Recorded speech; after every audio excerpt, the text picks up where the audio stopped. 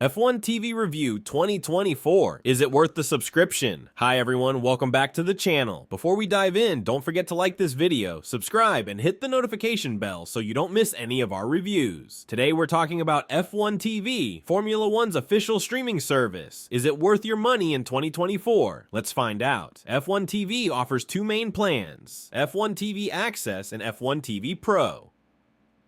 Access gives you on-demand race replays, highlights, and exclusive documentaries. Pro, on the other hand, offers live streaming of all races, qualifying, practice sessions, and even driver onboard cameras and team radios. It's perfect for die-hard fans who want to experience the action in real time. The app is available on multiple devices, including smartphones, tablets, and smart TVs, making it super convenient. The video quality is impressive, with up to 1080p streaming, but some users have reported occasional buffering during live streams. One of F1 TV's standout features is the ability to switch between different cameras during live races. You can follow your favorite driver, or even see the race from the pit wall's perspective. It's a level of control you don't get with traditional broadcasters. Now, the downsides. F1 TV Pro isn't available everywhere due to licensing restrictions, so make sure it's offered in your region before subscribing. Also, the app's interface could be more user-friendly, as it can be tricky to navigate for new users.